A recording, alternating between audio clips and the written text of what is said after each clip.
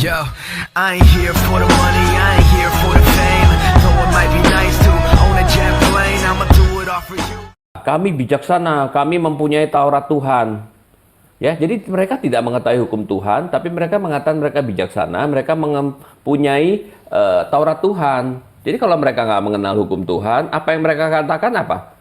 Palsu. Bukan berarti kitab Tauratnya sudah dipalsukan, tapi pengajarannya dan tulisan-tulisannya tuh, tulisan rabbinik tuh, yang Gemara segala tuh, yang ngomong sesara aja. Si siapa namanya Rika aja umurnya dipernikahkan dalam waktu umur 3 tahun tapi bisa nimba di itu untuk kasih minum semua onta. Jadi kan itu udah lucu gitu ya. Itu dia yang dibilang pena palsu tuh salah satunya. Kemudian mengatakan bahwa mereka merubah Taurat, deh itu adalah orang-orang fasik. Mereka tidak menuruti Taurat, bukan kitab Taurat dirubah-rubah. Kemudian mengenai Matius. Loh, Matius pasal 24 ayat 3 dikatakan, ketika Yesus di bait suci, datanglah murid-muridnya kepadanya dan bercakap-cakap dengan sendirian dengan dia. Kata mereka, katakanlah kepada kami, bila manakah itu akan terjadi? Apakah tanda kedatanganmu dan apakah tanda kesudahan dunia? Lalu baru ayat 23 dan 24-nya dikatakan, pada waktu itu orang akan berkata kepadamu, lihatlah Mesias ada di sini, atau ada Mesias ada di sana. Janganlah kamu percaya, sebab Mesias palsu, nabi-nabi palsu akan muncul. Dan mereka akan mengadakan tanda-tanda yang dahsyat, mujizat-mujizat, sehingga sekiranya mungkin mereka menyesatkan orang-orang pilihan juga. Jadi ayat 3-nya mengatakan apa? Yaitu tentang tanda kedatangan. Yesus menjawab itu bicara tentang tanda kedatangan, ada Mesias palsu. Jadi kapan? Ini udah datang belum? Belum kan? Kedatangan Tuhan yang kedua kan, yang namanya kiamat itu kan akan datang. Jadi Mesias palsunya itu di masa yang akan datang gitu. Sekalipun sepanjang zaman ada orang-orang yang adalah antikristus gitu. Kemudian apalagi yang cuma ngomong saya udah lupa. Ya udah, itu aja deh. Ya. Oke. Aku cuma jawab aja Lalu yang ini serangan dari ada si Billy, kalau saya ngejawabin aja.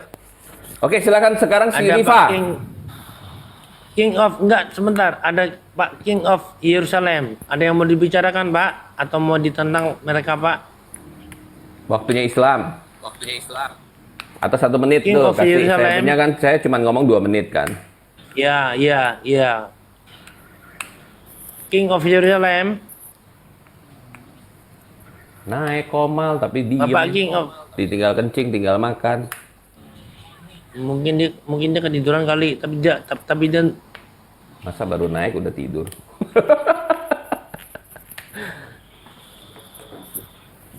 Woi, kalau naik konsen. 1, 2, 3 3, turunin. 4, Kasih Rifa 5, udah. 6, 7. Aku turunin ya, Pak. King of Yerusalem. Ya betul, tegas Pak. Rifa silakan. Gue bingung. Rifa Pak sekarang.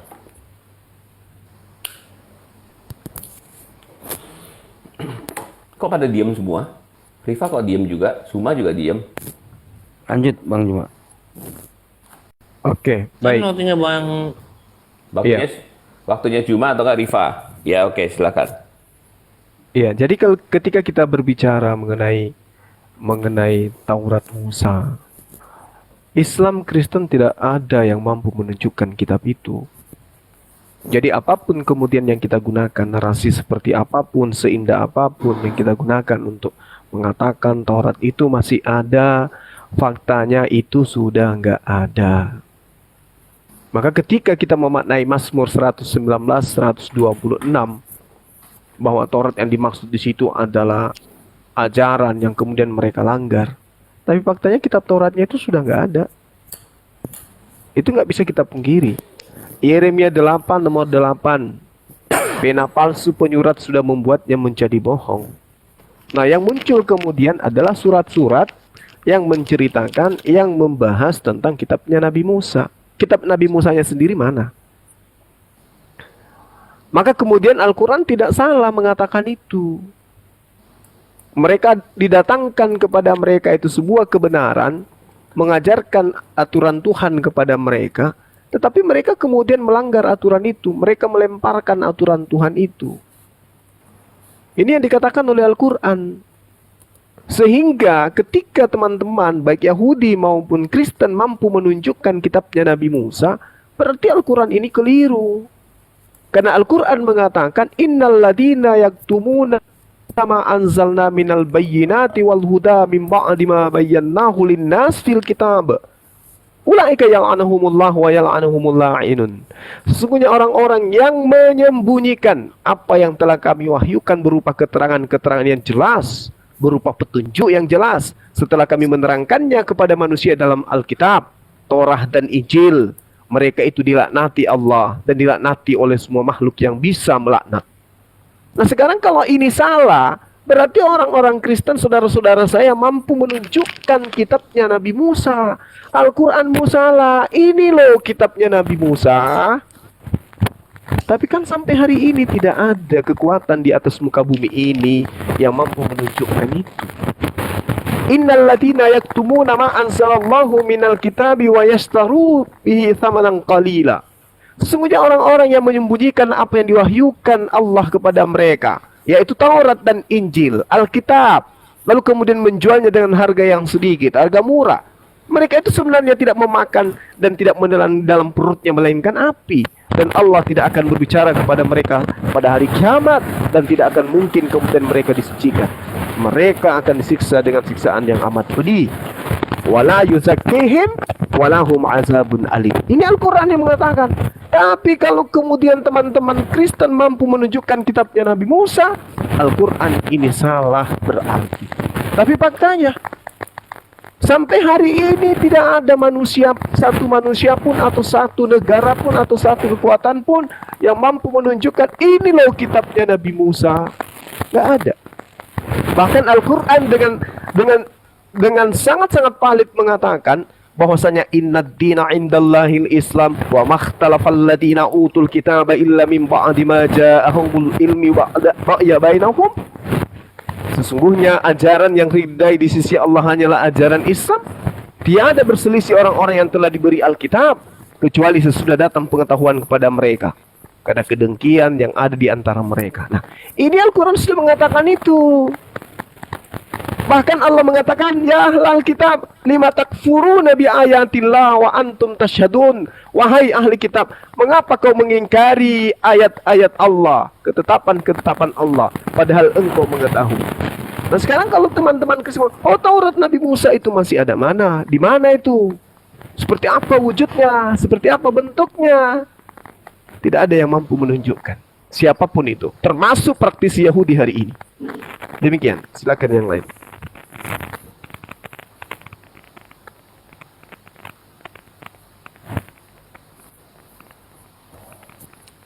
Rifa lagi sholat. Belum bisa, masih di musola, masih di musola, ganggu orang lain nanti. Sama aku ya, aku jawab ya.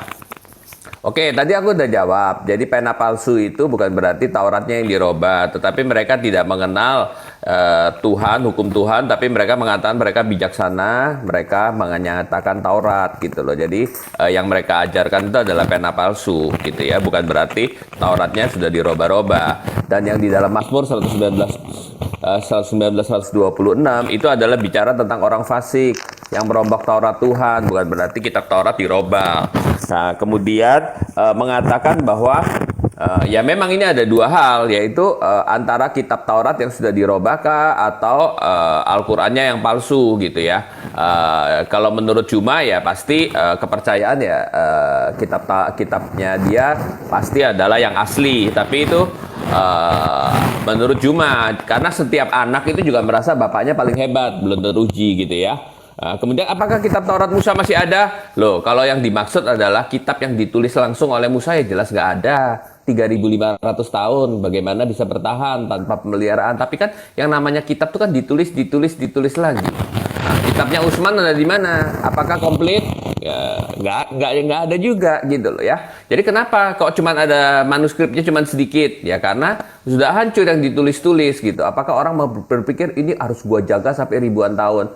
Kalau hanya berdasarkan bahwa harus begitu-begitu, harus ada yang aslinya segala, ya itu nanti Harry Potter aja yang paling valid 4.000 tahun kemudian, karena diketik di dalam komputer ya kemungkinan masih ada filenya ya, masih sesuai dengan aslinya persis banget gitu ya.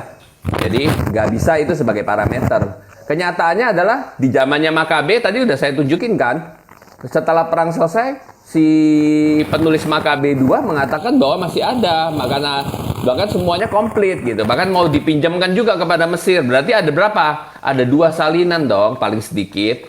Lalu kemudian zamannya Yesus mengatakan 1 titik 1 koma pun tidak akan ditiadakan. Berarti zaman Yesus ada Taurat nggak? Ada Taurat Musa nggak? Ya jelas ada. Yesus dan para murid mengutip Taurat, iya. Kemudian tahun serat penemuan di di Gua Qumran itu adalah manuskrip dari tahun 2250 Masehi, bahkan ada yang 350 sampai yang tahun 700 sebelum Masehi juga ada.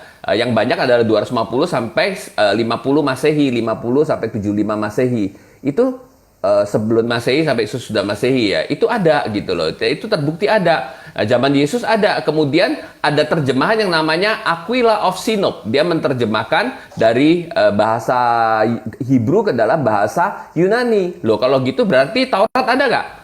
Kitab Perjanjian Lama ada nggak? Ada dong. Kemudian pada waktu tahun 150 Theodosian juga menerjemahkan dari bahasa Hebrew ke dalam bahasa Yunani gitu. Kemudian tahun 200 Symmachus si penterjemah juga ada. Kemudian tahun 200 lebih si siapa namanya? Si Origen di buku di dalam Hexapla yang terdiri dari 6 baris. Baris pertama itu adalah kitab Yahudi gitu ya. Baris kedua Aquila, baris ketiga apa-apa sampai 6 baris gitu ya. 6 baris kitab suci dalam bahasa Ibrani dan bahasa Yunani. Lalu tahun 400 Jerome menerjemahkan Latin Vulgate. Dia juga ada mengambil dari Ibrani. Kemudian tahun 600 ada Apa bin Asyir tuh, Babylon punya Nikut. Nah, berarti kan ada tahun 900 itu yang Aleppo baru manuskripnya ada sampai hari ini. Jadi yang masalah itu bukan masalah ada nggak Tauratnya, ya ada dong. Kemudian kalau nggak ada berarti Tuhannya tidak berdaulat dong. Tuhan bisa dirubah-rubah, firman-Nya nggak bisa menjaga, kuasanya kurang gitu. Nggak mungkin, nggak masuk akal Tuhan gitu. Kalau kamu mau percaya Tuhannya kayak gitu, terserah. Tuhannya Israel, Tuhannya di dalam kitab suci, Perjanjian Lama, Perjanjian Baru tidak demikian. Tidak ada satu burung pun jatuh ke bumi di luar daripada kehendak Bapakku yang di sorga. Rambut kepalamu pun terhitung semuanya. Itulah Allah yang dibicarakan di dalam Alkitab. Jadi kita nggak percaya seperti yang dikatakan oleh Suma. Dia mau percaya gitu ya terserah, itu kan imannya dia. Oke, silakan Billy. Oke, jadi begini. Yang pertama saya mendengar tadi ya, bahwa Al-Quran mengatakan melaknat. Mana buktinya? Siapa yang dilaknat? Tidak ada yang dilaknat. Contoh, Turki melaknat Israel, ya hancur Turki. Gimana ini? Parah ini kalau bicara melaknat, iklannya aja ini. Buktinya nggak ada, justru Tuhan makan senjata ini kalau kulihat. Ya, kemudian Al-Quran berbicara tentang kitab Taurat, ya, dan Taurat. Muslim tidak tahu, tidak bisa membedakan apa beda Taurat sama kitab Taurat. Nggak paham mereka. Ketika dikatakan Taurat, yang di dalam pikiran mereka berarti itu adalah kitab Taurat. Karena kenapa? Mereka nggak paham apa kata Taurat. Ini masalahnya dengan mereka, permasalahan di dalam kehidupan mereka. Yang menyalahkan tentang kitab Taurat, mereka tidak paham apa yang mereka pahami ini. Ini yang susah. Makanya saya katakan ini kayaknya berbicara dengan anak kecil ini, tidak tahu apa-apa tapi marah-marah, nggak jelas, nuduh-nuduh, tidak paham, ya. Ketika kami menunjukkan bahwa ini adalah kitab Musa, lah mereka tidak tahu mana itu Taurat, mana itu kitab Sabur, mana kitab Injil. Mereka nggak tahu, nggak ada yang mereka pegang. Jadi tuduhan mereka nggak ada dasar. Setelah apanya mereka? Apa mereka pernah melihat atau membaca kitab Taurat, Sabur, dan Injil? Artinya aja mereka tidak paham. Isi pun daripada kitab Taurat, mereka yang rubah. Apa yang dikatakan oleh para nabi, mereka tidak tahu. Apa kalau mereka tahu tentang perkataan para nabi, tentunya Isa akan sesuai dengan cerita para nabi. Kan mereka hanya berkata beriman, ya. Apakah ketika saya tahu bahwa Suma itu ada mobil Mercy, artinya saya beriman kepada Suma? Kan nggak begitu cara berimannya. Ini pola pikir seperti apa ini? Jadi itu yang saya maksudkan, ya. Kalian harus paham dulu apa itu Taurat, apa itu kitab Taurat, ya. Dan soal laknat nggak usahlah didengarin karena nggak ada buktinya. Kalian yang melaknat, kalian yang makan laknatnya. Itu kasihan juga kan itu. Itu aja yang ingin aku sampaikan kepada kalian. Dilanjutkan.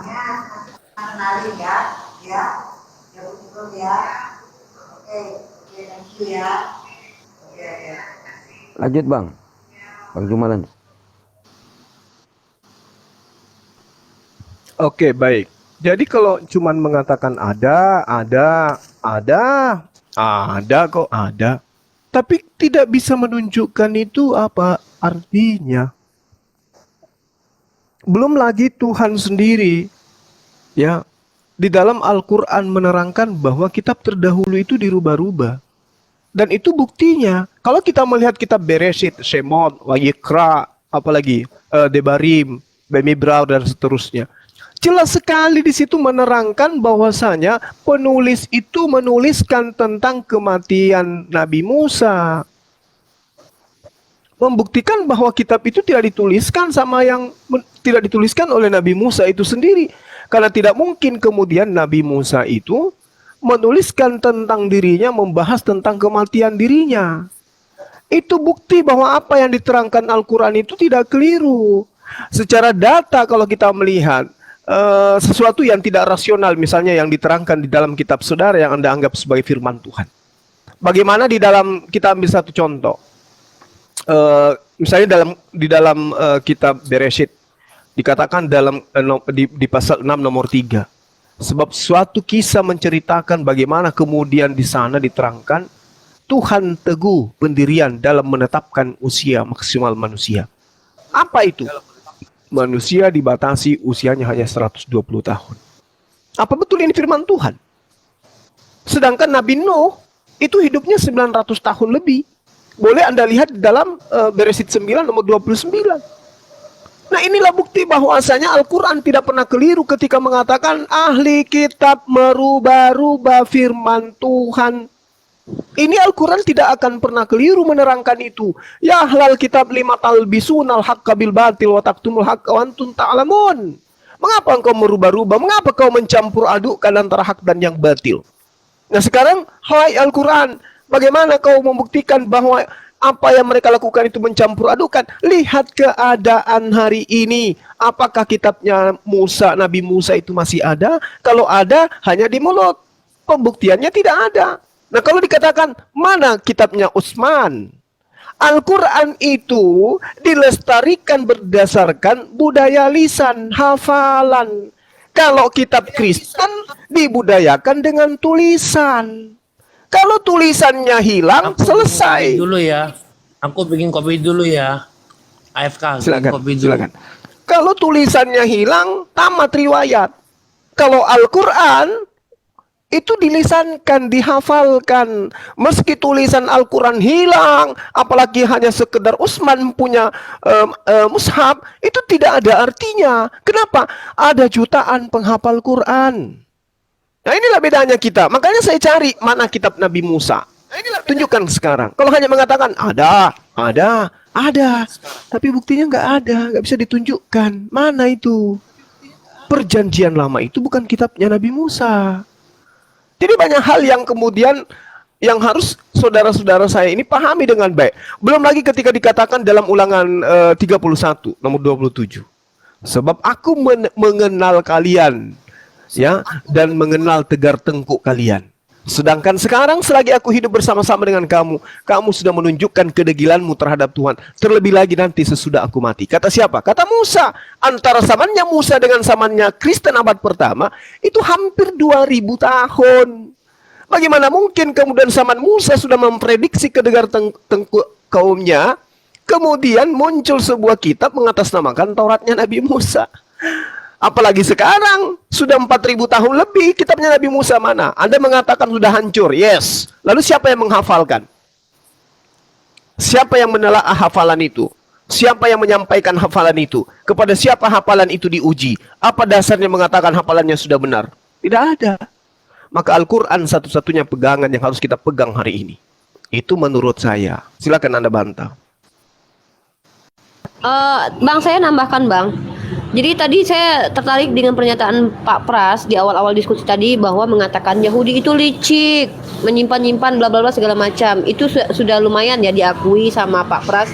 bahwa begitulah karakteristik dari Bani Israel. Dalam Al-Quran pun juga begitu Pak Pras, mereka menyembunyikan. Nah jadi saya sangat tertarik dengan penjelasan Pak Pras bahwa orang-orang Bani Israel itu sangat licik dan menyembunyikan ketika di Makabe ya, Torat-Torat itu dibakar tapi mereka menyembunyikannya. Begitulah kata Pak Pras. Ini sesuai juga sih dengan Al-Quran mengatakan, bahkan bukan cuma itu Pak Pras, dalam Islam sendiri dijelaskan bahwa mereka itu suka menyembunyikan sesuatu yang benar.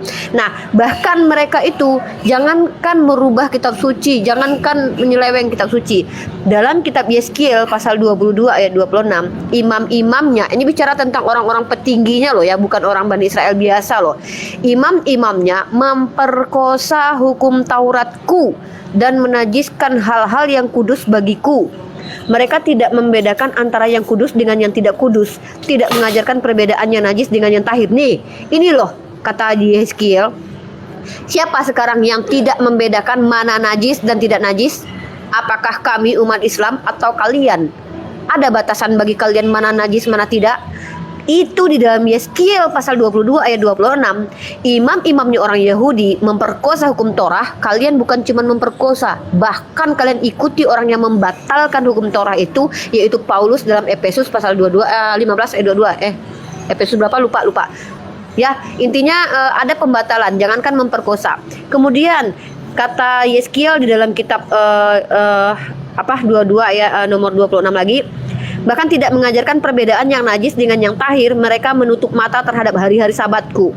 Nah, kalian dengan kami umat Islam, siapakah di antara kita yang tidak membedakan mana tahir, mana tidak tahir, mana yang najis, mana yang tidak najis? Siapa di antara kita? Inilah yang mengikuti orang-orang Yahudi Bani Israel itu, yang memperkosa hukum Torah.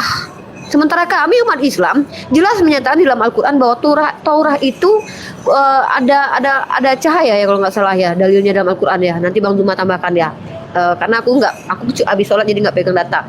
Nah artinya ada penjelasan dalam kitab kalian sendiri. Even kitab kalian itu bisa kalian percaya sekalipun, kalian tetap dibantah oleh kitab kalian gitu loh. Bukan kami umat Islam ini. Nah, bagaimana kalian mau menyatakan bahwa kitab kalian inilah yang perjanjian lama itulah yang benar? Sementara jelas bahwa Pak Pras pun tahu bahwa perjanjian lama itu pun terjemahan dari terjemahan. Kenapa saya bilang terjemahan dari terjemahan? Terjemahan LAI bahkan tidak konsisten Pak Pras menerjemahkan antara teks Mesorah dengan teks Septuaginta. Ingat, teks Mesorah itu teks berbahasa Ibrani, teks Septuaginta berbahasa Yunani. Ada perbedaan di antara kedua teks ini, tapi LAI sendiri tidak konsisten mengambil terjemahan di antara dua ini. Bagi yang menguntungkan buat doktrin Kristen diambil, bagi yang tidak menguntungkan diambil. Contohnya begini, dalam Septuaginta dituliskan bahwa bukan seorang duta, tetapi akulah, ini dalam Yesaya kalau saya tidak salah, akulah yang akan turun menyelamatkan. Tapi di teks Mesorahnya malaikat Tuhan. Yang diambil LAI apa? Septuaginta. Ketika di dalam Hosea pasal 11 ayat 1 di teks Mesorahnya tertulis pernyataan bahwa dari Mesir ku panggil anakku. Itu teks Mesorah loh ya. Giliran Septuaginta menuliskan dari Mesir ku panggil anak-anaknya, yang dikutip teks Mesorah. Padahal kedua teks ini berbeda. Jadi kitab kalian itu pun, LAI yang kalian pegang sekarang ini pun tidak konsisten mengambil terjemahan dari terjemahan. Jadi kitab kalian adalah terjemahan dari terjemahan yang diterjemahkan entah berapa kali terjemahan. Gitu ya, terima kasih. Dan kita nggak tahu siapa yang menerjemahkan itu. Kalau memang kalian tahu, sebutkan satu nama saja di antara ke-77 orang yang menerjemahkan kitab kalian itu ke dalam bahasa Yunani. Bagaimana kalian bisa percaya kalau kalian nggak jelas siapa penulis atau penterjemahnya? Jangan-jangan orang yang lagi mabuk. Hah? Buktikan kepada kami bahwa kitab kalian itu, terjemahan itu bisa dipercaya. Nah, beda Al-Quran saya mampu jelaskan nanti. Silakan dilanjut, terima kasih.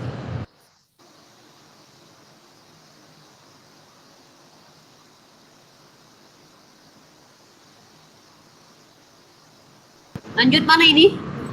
Tes, lo?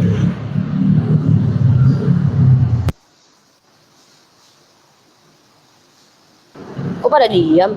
Bang Zuma? Lanjut, Oke, Bang. saya tambahin dulu ya.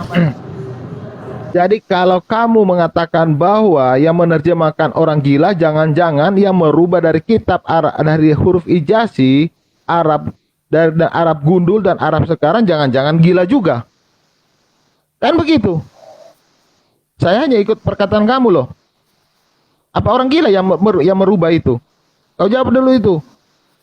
Nah, cobalah Oke, perkataan aku yang jawab baik dan langsung yang ya. bagus. Ini langsung jawab Iya. aja. Inilah kenapa kami harus mengetahui, Billy. Kami ini harus mengetahui siapa penterjemah kitab kami, siapa penulis kitab kami. Makanya saya bilang, kalau kalian tidak tahu siapa penterjemah dan penulis kitab kalian, jangan-jangan kalau ada orang yang mabuk lagi menulis kitab kalian gimana? Karena zaman dulu orang sering mabuk loh. Maksud aku tuh begitu, Bill. Bukan menuduh kitabmu diterjemahkan orang gila. Jangan-jangan karena kalian tidak mengetahui siapa penulis dan penterjemahnya. Kalau kami jelas, penulis kitab kami jelas, penterjemahnya pun jelas. Bahkan secara akademis ilmunya ada apa ilmunya? Ulumul Quran, dijelaskan secara jelas siapa penulisnya, siapa penterjemahnya, siapa pentafsirnya. Beda dengan kitab kalian. Penterjemah kitab yang Oke, kalian klaim oke. sebagai kitab Musa, Nabi, kamu 5 suka kitab minum Musa nggak? itu Pentateuch itu. Saya tanya, Nabi kamu suka minum nggak? Apa korelasinya? Nabi Lah. saya ada nggak Oh, Nabi iya, saya kan minum kamu bilang khamar? Coba saya tanya. orang dahulu kan suka minum, termasuk Nabi jangan kamu. ini, jangan Nggak, dibili Nabi kamu. coba sehat lah Nah, kalau nggak, jangan kita buka kabur, hadisnya. jangan lari. Kita Kita buka hadisnya. membahas tentang kitab suci. Ya tunjukkan. Apa premismu? Premismu apa di situ? Iya, hah? Premisnya apa? Kau buka, kau Premisnya baca. apa? Kau baca. Ya bukalah. Kok Baca kau yang lah. berak, aku pula yang nyuciin. Enak aja kau. Aku aja baca kitabmu Yeskiel pasal 22 26 jelas imam-imamnya memperkosa hukum Tauratku dan menajiskan hal yang kudus. Siapa yang memperkosa hukum Taurat? Kau. Jangankan memperkosa, membatalkan pun iya. Bahkan membedakan najis dan tidak najis pun kalian tidak ada. Iya, saya Muslim 451 kita bicara alkohol. Makanya kau. Baca, buka, jangan oke. cengengesan. Oke. Cengengesan Sekarang aja saya kau bilang. tanya. Saya sudah konsisten bahwa kalian tidak tahu mana hukum Taurat, tentang berbicara Taurat kalian tidak tahu. Ya, mana hukum Allah dan mana hukum sipil tentang Taurat. Contoh dalam surat Al-Maidah 5 ayat 45 dibaca. Apa ini si Billy ini? Kok ngomong apa? Telan ludahmu dulu, Bil. Lanjutlah Bang Pras, lebih baik Pak Pras Oke. ini yang ngomong ini nggak jelas kok, Oke, Bil. jadi Apa begini aja ya. Billy ini. Tanggapan Capek-capek aku daripada- kuliah ngadepin orang kayak kau. Sabar, tunggu. Jadi pemahaman Islam terhadap hukum Taurat itu ada di dalam surat Al-Maidah nomor 45. Dengar baik-baik.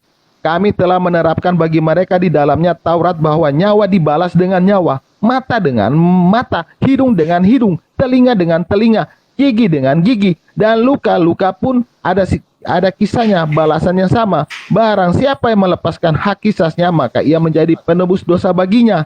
Barang siapa tidak memutuskan perkara menurut apa yang diturunkan Allah, maka mereka itulah orang-orang salim. Tahu apa ini tentang hukum Taurat kalau bunyinya begini? Apa ini si Billy nih? Bang Kendi, dia ngomong apa ini?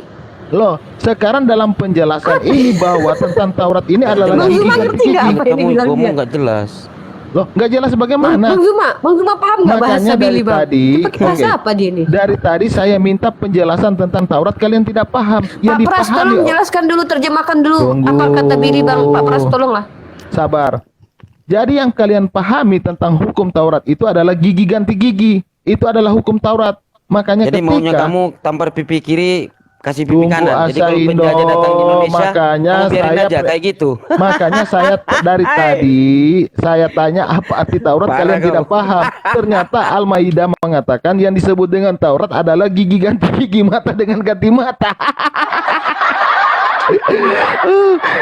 Saya dapat loh Ketawa, dalam Bil, surat Al-Maidah 45. Nggak, yang lucu Makanya kalian apa gitu loh, Bil? Jadi begini. Billy, kamu kalian nggak ketawa paham kenapa? arti Taurat. Aduh, Pak. Oke, giliran saya yang ya, kita- giliran kita saya ya. jalankan itu Taurat Tuhan, bukan Taurat Musa. Ya, lanjut, Kenapa lanjut. ini gigi Oke, ganti gigi, mata ganti mata? Ini aduh, ini tersesat ini. Coba kalian jelas. Giliran saya. Tunggu, Bill. belum 3 menit cuma. Masih ada 1 Ya, menit. kamu cuman kayak nenek-nenek. 1 menit. Jadi Merajuk begini kau. Suma, seharusnya Gak ada Tuhan yang ilmu. Maha Tahu harusnya menjelaskan Taurat yang mana. Ketika dikatakan bahwa gigi ganti gigi sudah tidak berlaku, maka tuh kamu mengatakan bahwa Taurat sudah dirubah-rubah begitu. Jadi kalian Nah, tidak memang tahu beda. mana Taurat yang asli Tunggu, mana? Ini tema sekarang- kita tadi. Iya. Kalian tidak mampu. Kamu bisa merubah mana Taurat Allah dan mana Taurat Musa, kalian paham tidak? Gigi ganti gigi. Lah, yang dibaca dengan nyawa, mata dengan mata, hidung dengan hidung, telinga dengan Ngomong telinga. apa, Den? Loh, ini Ngomong bukan apa, Den? bukan Taurat Ya, Allah tahu. ini, Apa ini? tetapi yang dipahami oleh Tuhan kamu bahwa Billy, Taurat kau itu adalah kenapa, apa? Bill? Nyawa Bill. iya nyawa. Kau kenapa, Bill? Mata dengan Kau mata, ada hidung masalah dengan apa? mata, hidung. Bagaimana Billy, kau kenapa, Bill? Ada masalah bagaimana apa? bisa Kau ada menjelaskan masalah apa tentang coba? Taurat? Kalau Ini berbicara mengenai kok Tauratnya begini? Nabi Musa itu Iya, mana? sekarang bagaimana pemahaman kalian tentang Taurat Allah itu adalah mata ganti mata, gigi ganti gigi. Nah itu di kitab kamu, terangkan itu. Nggak ada di Al-Quran kayak gitu. Makanya Lucu. aku bilang Lucu. belajar dulu apa itu Lah, Taurat. yang kamu baca arti-arti tadi itu Taurat. apa? Yang kau baca tadi itu apa? Kitab apa? Gigi ganti gigi. Hah? Yang kau baca itu apa? Hah? Yang kau baca itu gigi ganti Oke. gigi di kitab mana itu? Oke, dengan nyawa, mata dengan mata, hidung dengan hidung, telinga Iya dengan itu di telinga, kitab gigi mana dengan kamu gigi. baca? Di kitab mana? Kamu baca di kitab mana? Suka-suka saya dong. Saya baca di mana? Yang penting referensi Islam. Suka-suka saya. Masa gigi ganti gigi, telinga dengan telinga itu yang dipahami oleh Allah? Gila. Loh, Gila memang aja itu, sendiri. memang itu yang dipahami Allah kamu. Kamu nggak tahu. Ternyata kamu nggak tahu Al-Quran kamu itu di dalam surat Al-Maidah 45. Kena kau semua. Kitanya sendiri dia tidak tahu, teman-teman. Dia masih bertanya, itu yang kamu baca di mana? Yang kamu baca di mana? Ya Loh, sudah, yang baca kitab udah kamu, 3 menit. Quran kamu Udah loh, 3 Zuma. menit. Udah 3 menit. Oke, Jadi guys. giliran saya. Saya Giliran capek, saya capek Oke, ini oke. berbicara dengan Suma ini. Nggak ada ilmu, Oke. nggak ada apa-apanya. Saya baca Jadi kitabnya sendiri. jadi dia tidak Al-Qur'an paham loh. menerangkan begini, Oke? ya. Al-Qur'an mengatakan begini. Bismillahirrahmanirrahim. Dikatakan gini, "Qul man anzalal kitab alladziina jaa'a bihi Musa nuran Cuma gua dulu. linnas." Cuma gua dulu, gua belum ngomong. Oke, silakan. Iya, gua kan ngalah sama Billy. Billy udah selesai ya. Dia mengatakan tentang itu nanti cuma jawab ya. Oke, gini. Tentu yang ditulis lagi lebih bisa dipercaya dong. Dan ternyata setelah ditulis lagi, biarpun itu sudah berlalu lama, begitu ketemu lagi yang ditulis lagi, ternyata perbedaannya cuma berapa? 1%, dan perbedaan 1% pun itu bisa diketahui mana yang seharusnya gitu. Kemudian si Rifa ngomong soal Kenapa Soal apa pelanggaran ya? saya? Soal Septuaginta. Septuaginta itu adalah varian gitu ya. Varian terjemahan. Kita melihat ya memang siapa namanya LAI mengambil ada yang dari Septuaginta, ada yang itu karena dilihat juga bahwa ternyata manuskrip yang ada yang paling tua mengacu kepada mana gitu. Karena memang pasti ada yang kayak terhapus, kayak Kaaru gitu. Itu hanya beda jarumnya doang, hurufnya panjang dikit atau enggak gitu kan tulisan tangan ya. Tetapi apakah kita orang Kristen berpatokan kepada LAI 100%? Namanya terjemahan itu tidak bisa plek sama dengan bahasa asli. Makanya kalau kita lihat kurang tepat, ya kita lihat KJV, kita lihat yang lain gitu. KJV rata-rata apa? Yang Masoret, bukan yang Septuaginta. Yang ngikutin Septuaginta cuma 1-2 dan itu ada datanya, yaitu seperti yang Kaaru gitu ya. Dan ketemunya di dalam di mana namanya di Qumran itu apa? Di daerah Nahal Hefer. Nahal Hefer itu daerah apa? Itu situs religi berhubungan dengan Yerusalem. Dan itu adalah terjemahan yang ada hubungannya dengan Yerusalem gitu, dengan para ini. Kemudian dikatakan bahwa mereka licik-licik. Oh ya, licik-licik itu ada di semua bangsa. Masalah yang seperti itu bahkan di antara kalian pun ada, yang saya dengar yang sahabat juga kan ada dibunuh oleh ini itu. Nah itu saya nggak persoalkan. Jadi orang-orang jahat itu selalu ada. Tetapi dengan jelas siapa namanya Elia berkata kepada Tuhan, Tuhan tinggal aku seorang diri. Tuhan jawab, enggak, aku masih menyisakan 7.000 orang yang tidak pernah menyembah kepada Baal. Jadi di antara bangsa kemudian ada pemimpin-pemimpinnya yang menyeleweng. Tidak berarti bahwa tidak ada Daniel, tidak ada Yehezkiel, tidak ada Yesaya, tidak ada Yeremia, dan orang-orang yang Tuhan luputkan untuk tidak mengikuti mereka, karena selalu itu ada di sebrengsek-brengseknya itu, di kalangan mereka ada orang-orang yang itu. Jadi yang kita percaya apa? Penjagaan Tuhan gitu. Jadi Tuhan bisa menjaga firman-Nya. Nggak mungkin Tuhan menulis firman kemudian firman-Nya dirubah dan sebagainya. Kalau dirubah tentu akan berantakan dong. Tetapi kenyataannya kitab suci apa berantakan? Enggak, sebagai satu kesatuan. Kita bisa lihat itu satu kesatuan di dalam satu kesatuan di dalam